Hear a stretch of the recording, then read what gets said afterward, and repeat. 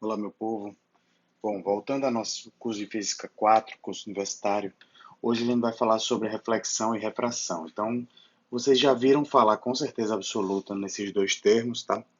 A reflexão e refração, especialmente aplicados à óptica, que é isso que a gente vai ver na aula de hoje.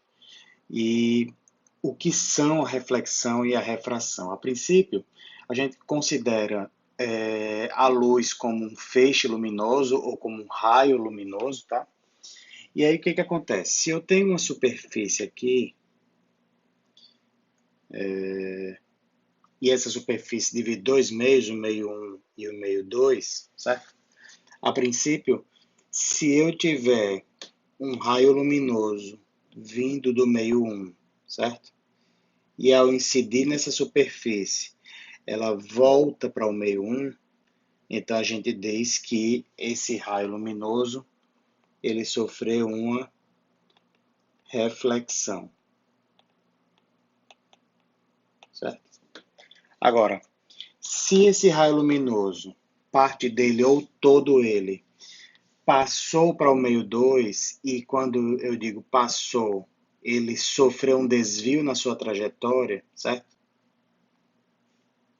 Então, a gente diz que houve uma refração. Então, basicamente, esses são os dois conceitos, o conceito de reflexão, o conceito de refração. E aí depois vocês dão uma lida nesse texto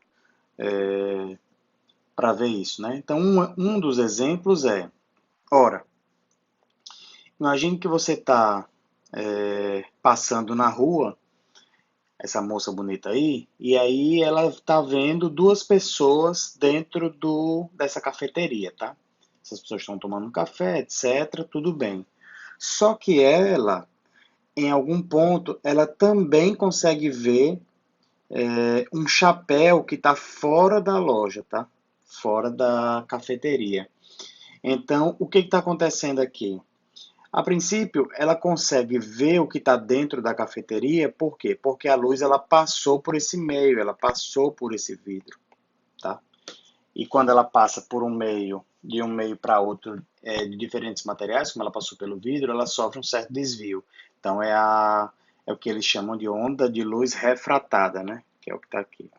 Agora, o chapéu é porque parte da onda luminosa desse chapéu que vem para cá, ela é refletida e por isso que a moça consegue ver o reflexo do chapéu. É por isso que o nome já diz, né? A reflexão ou reflexo é o que você vê, por exemplo, no espelho. Você consegue ver o seu reflexo porque a luz é refletida na superfície do espelho. Pois bem, então temos algumas definições aqui, né? Então, ó, ele diz que ocorre reflexão especular em uma superfície lisa quando existe um único ângulo de reflexão. O que é isso? Isso quer dizer o seguinte, está aqui, né? Então, a reflexão especular é quando todos os raios luminosos eles são refletidos com o mesmo ângulo, tá? Teta, teta, teta, certo? Esses ângulos aqui, ângulo de incidência e o ângulo de reflexão, são os mesmos para todos os raios. Então, ele chama isso de reflexão especular. Agora, se é uma superfície rugosa, a princípio, esses raios refletidos eles vão estar em todas as direções. Tá? A reflexão deles vai ser dada em todas as direções, e aí é o que ele chama de reflexão difusa. Isso daqui explica por que, que você consegue ver a sua imagem perfeita no espelho. Então, quando você está se olhando no espelho, as meninas estão se maquiando e os meninos estão arrumando seus topetes. Você consegue ver a sua imagem perfeitamente no espelho, porque é uma superfície perfeitamente lisa e polida. O que não acontece quando um rapaz está olhando para uma parede, por exemplo. Por quê? Porque, em geral, essas superfícies elas são difusas. Então, mesmo que a rugosidade seja pequena, mas há uma rugosidade na superfície e ela não permite com que a, a reflexão seja uma reflexão perfeita. tá? E aí por isso que você não vê o reflexo. Então, existem algumas leis, certo? Da reflexão e da refração. A gente vai falar sobre essas leis agora, tá? A primeira grandeza, a primeira constante que a gente vê é o índice de refração. Então, o que é o índice de refração? Lembrando o que é a refração, né? Então, a refração, ela é o desvio que a luz sofre quando passa de um meio material para outro. E por que isso acontece? Porque a luz, ela tem diferentes velocidades em diferentes meios materiais. A luz, quando ela está se propagando na água, ela tem uma velocidade. No ar, ela tem outra velocidade. No vácuo, ela tem outra velocidade que a gente conhece qual o valor dela, né? A velocidade da luz no vácuo é c. E o índice de refração, que é uma constante que depende do material, ela é dada pela razão entre a velocidade da luz no vácuo e a velocidade da luz no material, tá? Então, existe uma tabela no livro, que vocês podem olhar depois, do índice de refração para diferentes materiais. Perdão.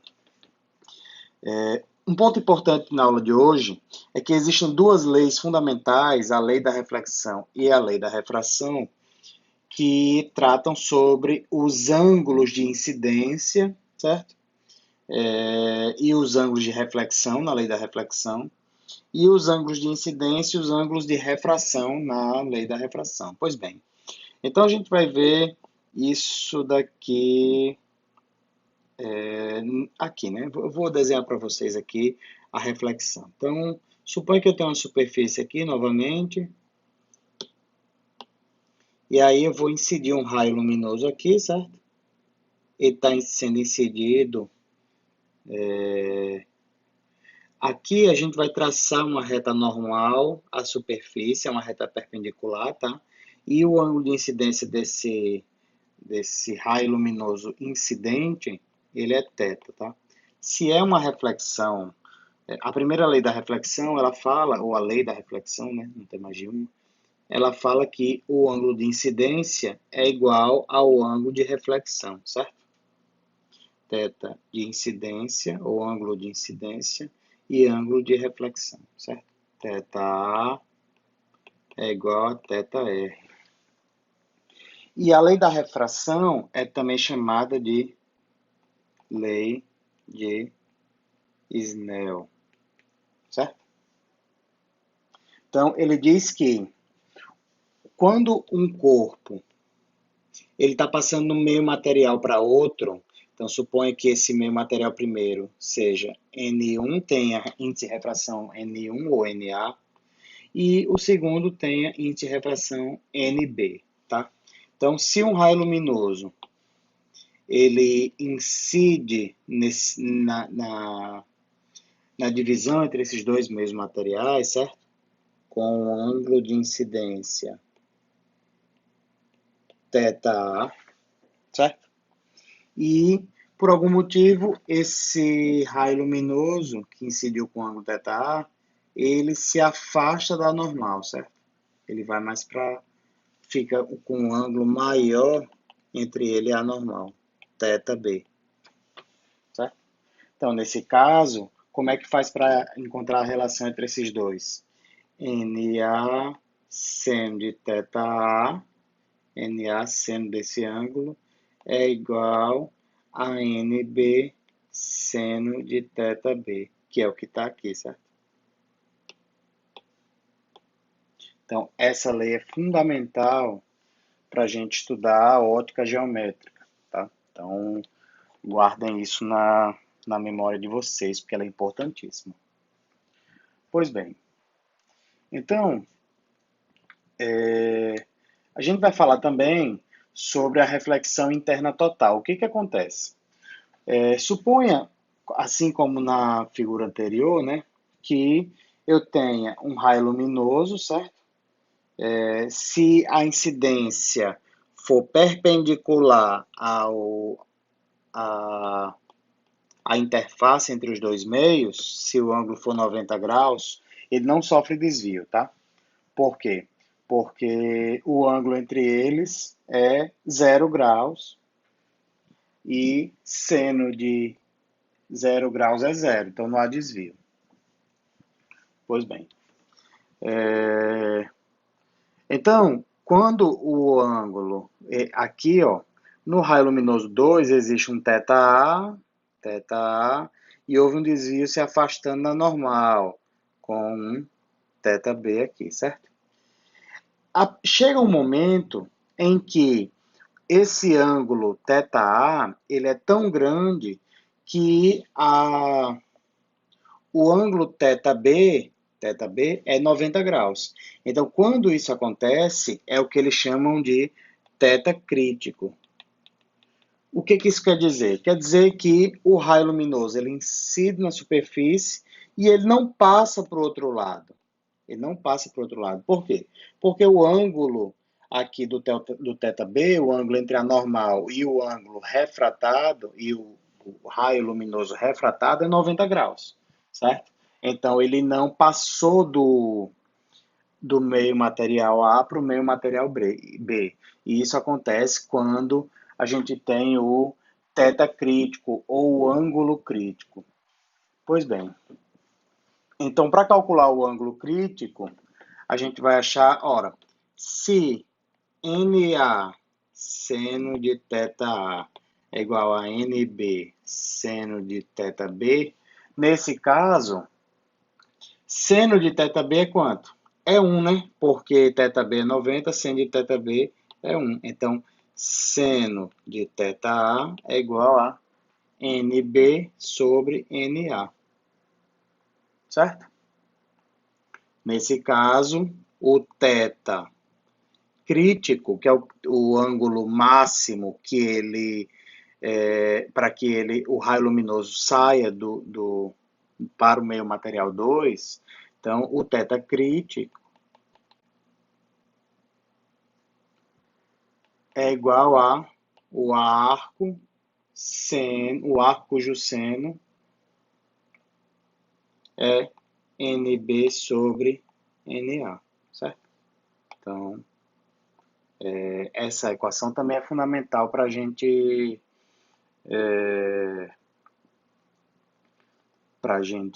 fazer o exercício daqui a pouquinho. E isso acontece, quando isso acontece, a gente chama esse sistema de reflexão interna total. Então, existem exemplos para isso, né? Então, aqui tem uma imagem de uma interface entre água e ar, certo? E aí existem alguns feixes luminosos com diferentes ângulos, e aí acima do ângulo crítico, ó, existe a reflexão interna total, então não emergiu nenhuma luz para o meu material 2. Isso daqui, gente, e aí fica como pesquisa para vocês verem em casa, coisas desse tipo. Eu vou procurar algum vídeo que fala sobre isso mais especificamente e vou tentar colocar na playlist para vocês assistirem durante a semana, tá? Mas isso daqui é o princípio por trás da fibra ótica. Então, o que é a fibra ótica? A fibra ótica nada mais é do que um fio, certo? E é inserido um feixe, um raio, dentro desse fio, e existem, por causa do material, existem sucessivas reflexões internas totais. Então, essa fibra ótica, ela pode sofrer curvas ao longo do processo, tá? Então, suponha que essa aqui seja a fibra ótica, e o feixe luminoso que é emitido aqui, ele sofre sucessivas reflexões internas totais, certo? Não importando a curva que a fibra ótica faça, a informação por meio do feixe luminoso, ou de um laser, ou algo assim, consegue chegar do ponto A até o ponto B da fibra ótica, tá? Então, esse é o princípio por trás da fibra ótica, e eu vou deixar um vídeo para vocês aí ao longo da semana, tá?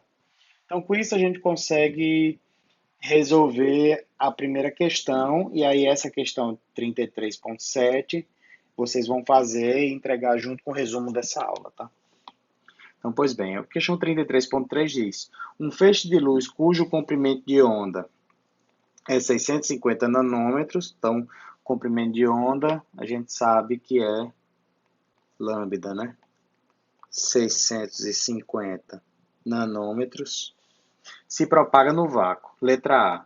Qual é a velocidade da luz nesse feixe ao se propagar em um líquido cujo índice de refração para esse comprimento de onda é igual a n, deixa eu escrever aqui melhor, n é igual a 1,47. Então ele quer saber qual é a velocidade da luz nesse meio material, certo? Ora, a gente já viu em algum lugar, se não viu, vou falar agora. Deixa eu ver. Aqui, né? Que o índice de refração é dado pela razão entre a velocidade da luz no vácuo e a velocidade da luz no meio material. Logo, V é igual a C sobre N. É igual a 3 vezes 10 à oitava metros por segundo dividido por 1,47. Certo? Isso dá para a gente aproximadamente 2,04 vezes 10 à oitava metros por segundo. Então veja que a velocidade da luz em qualquer meio material é sempre menor do que a velocidade da luz no vácuo. Isso a gente já sabia, né? Pois bem, então essa aqui é a letra A. E a letra B pede qual o comprimento de onda de onda do feixe de luz ao se propagar nesse líquido. Existe uma equação que eu não falei para vocês, que é o comprimento de onda no meio material qualquer vai ser o comprimento de onda dele no vácuo, que a gente vai chamar de lambda zero, certo? Então esse aqui seria o lambda zero, dividido pelo índice de refração. Então isso aqui vai dar para a gente 650 nanômetros dividido por 1,47. Então dá para a gente 442 nanômetros. Qual é qual é a informação que a gente tira daqui? Ora, o que é esse comprimento de onda? É a informação fundamental, por exemplo, das cores de uma onda luminosa, certo? Da luz. Então, se o que ele está falando aqui é o seguinte: se um feixe luminoso ele tem 650 nanômetros ao se propagar no vácuo, quando ele entra na água, ele diminui o seu comprimento de onda para 442 nanômetros. Isso significa que ele mudou o quê? Mudou a cor também, certo? Mudou a sua característica física principal, que é a cor. Então, isso mostra para a gente que quando a luz ela muda o meio material, ela a princípio muda de cor, tá? Então isso também vai explicar algumas coisas que a gente vai ver na próxima aula, no próximo vídeo, tá bom? Então eu espero que tenha ficado claro.